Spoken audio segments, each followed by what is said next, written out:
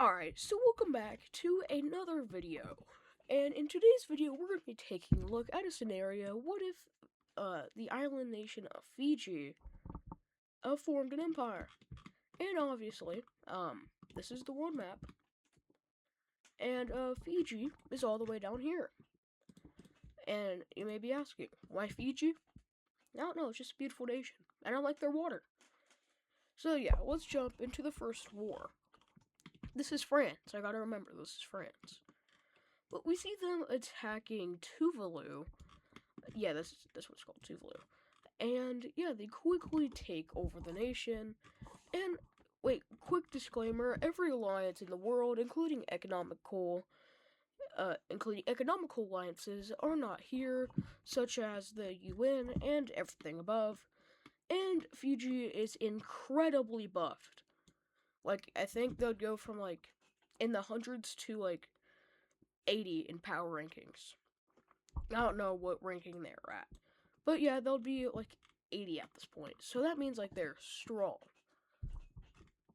And their economy is buffed, so everything about them has been buffed. And for, entertainment purposes, Bougainville is independent. But then we see them attacking the Solomons, which, is gonna get some mixed reactions from the world. Most of the world is just gonna be like, why is a small island nation, attacking other small island nations? They do a quick tour up here in Micronesia and Tuvalu. So, yeah. And then they attack Bougainville. Same story. But now it's time we start getting to the fun stuff, as Fiji has just taken all of this. So now it's time they're gonna leave their sphere. They're gonna go through here with a bunch of warships, and oh, they're right here with at Timor-Leste or East Timor. Yeah, it's kind of self-explanatory. They take over half the island. Indonesia is a little worried, but they're not too strong enough for Indonesia to worry, so yeah. But we're just gonna go across the Atlantic. They're going to attack multiple island nations over here. Then they're going to make a landing right here on Costa Rica. The reason they're attacking Costa Rica is because Costa Rica lacks a military. So, yeah. We're gonna see troops from Fiji making a multiple naval landings across the country of Costa Rica, as we see the capital quickly falling, and both of the coastlines of this nation also rapidly fall. Then, just like every other country we saw so far, they're gonna get fully annexed by Fiji. What? And Fiji is becoming pretty decent. You wouldn't notice them on a map, but you would notice them on, like, airlines now. Is it time we continue this pattern? Yes. They're gonna go after their strongest foe yet. A nation that can actually defend itself. Panama. Panama is very strong, and the reason is they want to control the easiest route from the Pacific to the Atlantic, or the Atlantic to the Pacific, to boost their economy. And just having this area would be beneficial, and just having more people, which leads to a stronger military. Mostly to draftings, or conscription. But yeah, we see Panama making a decent retaliation back, but then we see Fiji making a decent naval landing, and we see, Colombia third-partying this and making 2 naval landings. Panama's able to kick this one out, which is good for Fiji, as Fiji is able to take Panama City, and then we're going to be seeing the division of Panama. As we're going to be seeing Colombia getting a surprisingly decent chunk of land, as Fiji said that they didn't need it, as it was just pretty much useless, while Fiji fully annexes the rest. And now they have a great economical area, and now they can easily get their warships from the Pacific to the Atlantic. And they're going to be needing that for their next conquest, as they're going to go after Jamaica. Pretty self-explanatory. Jamaica's decently weak. But, oh, they're also going to attack Haiti. Literally no resistance. At this point, America's gonna start to get a little suspicious, as Fiji's starting to get strong. And they have a canal that most of the world trade goes through. And that is not good. But America's not going to do anything about it, except just give them a warning. But yeah, with their great victories in the Americas, we're going to come back over to the Pacific. Sorry if my voice sounds a little weird, my nose is stuffy. But yeah, we see Fiji making an attack on Papua New Guinea, as they rapidly push into these islands, taking them all out. And yeah, with Papua New Guinea being economically weak and just having so many I think national languages that their troops wouldn't even be really able to communicate with, like, since there's over like 800 languages in Papua New Guinea. But yeah, it's just Papua New Guinea is weak in the first place. And what's left of Papua New Guinea is just going to be 2 provinces.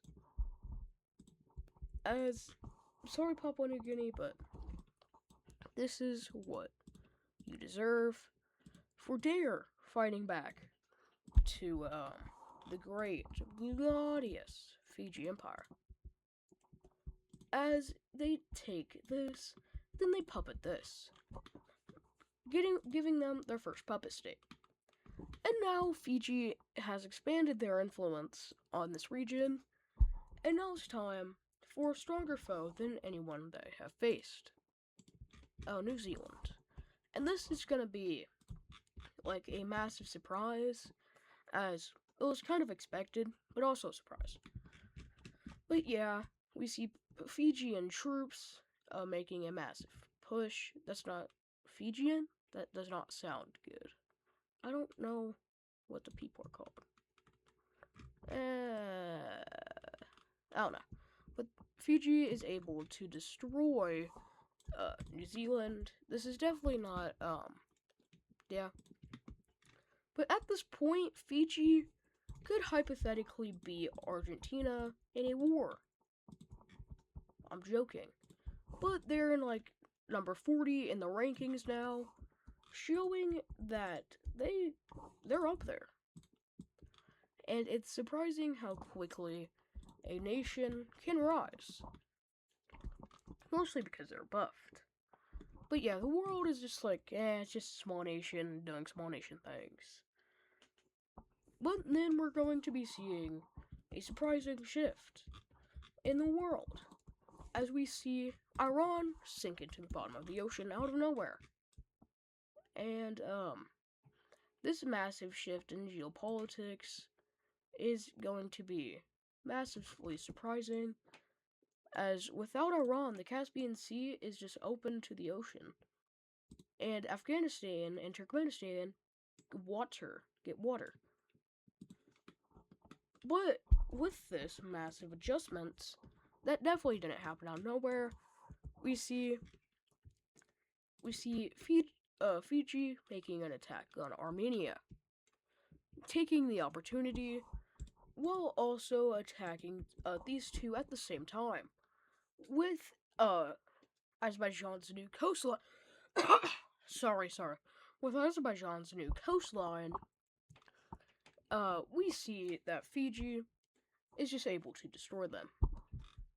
And it seems like the one thing that could benefit you is the one thing that kills you.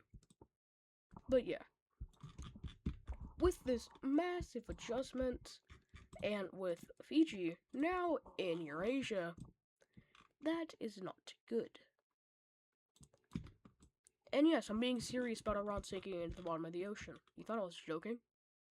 No, that's supposed to happen in like 2900 or something. But yeah, we see Fiji gaining massive ground up here. But, oh, oh, Indonesia's going through a crisis. They have to sell this massive chunk of land over to Fiji. This is definitely not scripted. And we see Papua New Guinea's country, or the Papua New Guinean puppet state. Fiji's not a terrible ruler, so they decide to share. They give northern Papua New Guinea a province.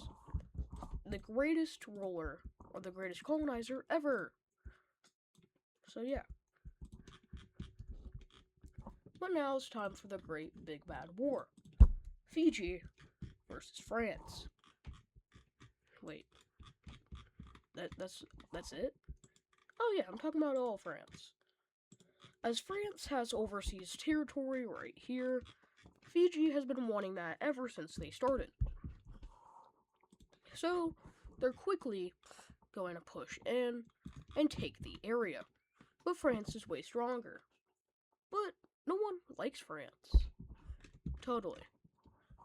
But we see Germany going through Belgium and Luxembourg to get to France. As with German help, they're able to flood in, take Paris, and a massive, terrible event happens right here. Wait, this is not part of the script, Germany. Wait, is Poland okay? Oh God, Germany's getting ideas. Oh, this is just great. No, Germany. But yeah, Germany gets what they want. Fiji gets that, and this, and Germany, stop! This is not part of the script, Germany. Germany, stop! Stop it, Germany!